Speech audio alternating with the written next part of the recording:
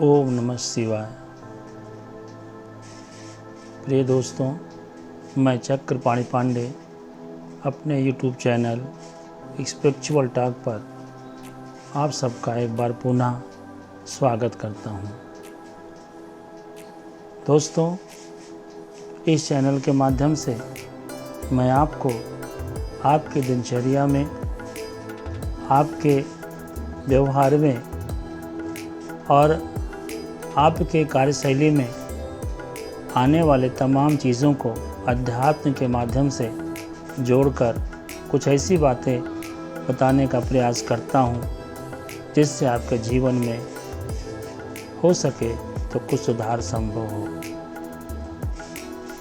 इसी क्रम में आज का मेरा विचार है, जब आप प्रातःकाल उठते हैं, सो करके जगते हैं, तो आपके मन में कौन कौन सी भावनाएं चलती रहती हैं। आलस्य आपके सामने रहता है। आलस की वजह से आप बिस्तर छोड़ नहीं पाते हैं, किंतु यदि आप दृढ़ प्रतिज्ञ हैं, आपने निश्चय कर लिया है और अपनी दिनचर्या में इसको शुमार कर लिया है, तो निश्चित रूप से आप उठ करके प्रातःकाल उठ करके स्नान ध्यान कर करके अपने इष्ट का स्मरण करते हैं। इष्ट मीन्स भगवान।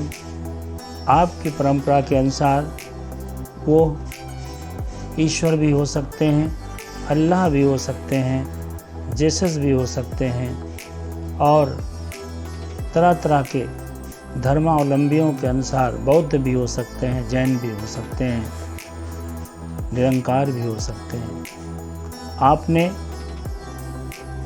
प्रातःकाल स्मरणीय ऐसे लोगों को याद करके, ऐसे दिव्य विभूतियों को याद करके जब अपना दिनचर्या आरंभ करते हैं, तब आपके जीवन में सफलता ही सफलता आती है।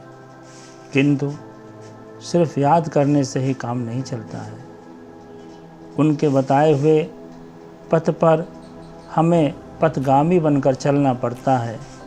एक एक चीज़ों को अपने अंदर समाविष्ट करना पड़ता है कि क्या हमने किया है, क्या हमें करना है, हम क्या बोले हैं, हमें क्या बोलना है। यहाँ तक कि आपके हर कार्य एवं व्यवहार का अनुसरण उस आध्यात्मिक शब्द के द्वारा बताए गए रास्ते पर ही अनुकरणीय हो तो बहुत ही अच्छा लगता है। दोस्तों, जीवन में निराशा सबके आती है। हम भी निराश होते हैं, आप भी निराश होते हैं।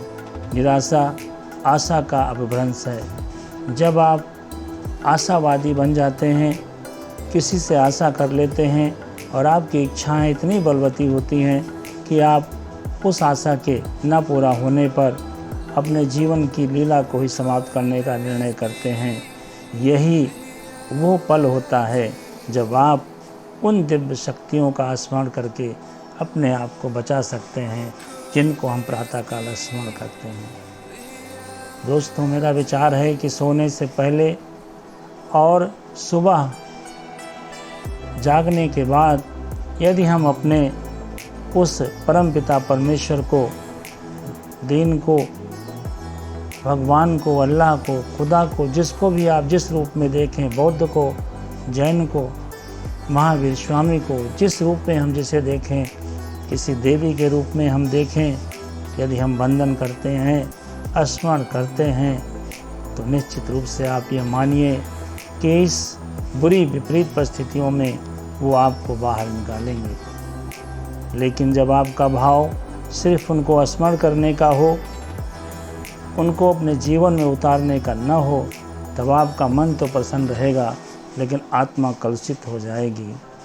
आपको अपनी आत्मा को इन दुर्गुणों से बचाना है, तमाम कलुषित विचारों से बचाना है और जीवन में आने वाले हर उस पल का आनंद लेना है जो आपका अध्यात्म आपको सिखाता है। बहुत सारे ऐसे जटिल रोग भी अध्यात्म के माध्यम से ठीक हुए हैं, ये विज्ञान भी कहता है। आप अगर अपने इष्ट को याद करते हैं, उनके बताए हुए कुछ विचारों का संस्मरण करते हैं, उनके द्वारा लिखित पुस्तकों को पढ़ते हैं, आपके व्यवहार एवं कार्य में उनको लाते हैं, तो आप निश्चित रूप से मानिए कि आपके जीवन में बहुत बदलाव आने वाला है। आप 100 लोगों के बीच में बैठे हुए ऐसे अकेले पाएंगे कि जैसे आपके साथ कोई शक्ति, कोई बल, कोई पावर पीछे से आपको आगे की ओर बढ़ा रहा है। आप में और उसमें यही अंतर होगा। लेकिन दोस्तों, आप चारों धाम कर आइए, आप हज की यात्रा कर लीजिए, आप अपने इष्ट के हर उस कलयुग में बताए गए स्थानों पर चले जाइए और अपने अंदर दूसरों के प्रति द्वेष रखिए, ईर्ष्या रखिए, जलन रखिए, पाप के भागी बनिए, झूठ बोलिए, तो आपके जीवन में कोई बदलाव आने वाला नहीं है। आप प्रवचन सुनते हैं, सत्संग में जाते हैं, तमाम ऋषि मुनि आपका आह्वान करते हैं कि सत्संग में आइए, हमारे विचारों को सुनिए, आपके जीवन में बहुत बदलाव आएगा। लेकिन दोस्तों, सुनते सुनते आप सुनते रह जाते हैं और जब वो घड़ी आती है पाप करने की तो आप सारे विचारों को भूल जाते हैं। आप एक ऐसी कुर्सी पर बैठे हुए हैं जिस कुर्सी के अंदर आपके द्वारा सारी शक्तियाँ दे दी गई हैं। उस कुर्सी ने आपको ऐसी शक्तियाँ प्रदान कर दी हैं, जो चाहें सो आप करें। ऐसे विचार जब आपके अंदर आते हैं तो अहम नाम का एक जीव, अहम नाम का एक छोटा सा जो कि बहुत विकराल है, एक क्षण, एक अणु आपके अंदर विराजमान हो जाता है। फिर आप सबको अपना शत्रु समझने लगते हैं और आप अपने अंदर वो चीज़ पनपने देते हैं कि आप जैसा शायद कोई नहीं। आप सजिए, आप संवरिए, आप अच्छे अच्छे कपड़े पहनिए, अच्छे तरीके से बाल झाड़िए, सब कुछ कीजिए। दूसरों को दिखाने के लिए आप ये सब कुछ कर रहे हैं, लेकिन अंदर से आपकी आत्मा बहुत ही कलुषित है। दोस्तों, अपने मन को साफ कीजिए, अपनी निद्रा को साफ कीजिए, अपने दिलो दिमाग को साफ कीजिए। स्वतः ही आप जैसे भी होंगे, लोग आपके चेहरे के नूर को देख करके वैसे ही आकृष्ट हो जाएंगे। आपको मेकअप करने की कोई आवश्यकता नहीं है। मैं बार बार कहता हूँ कि अध्यात्म की तरफ आने से ऐसे बहुत से मार्ग हैं जो आपके लिए बंद हैं, वो स्वतः ही खुलने लगेंगे। तो आइए आज संकल्प लें कि अध्यात्म के रास्ते पर चल कर के हम अपने जीवन के उन तमाम रहस्यों को खोलेंगे जो अभी तक हमारे जीवन में बंद पड़े हुए हैं।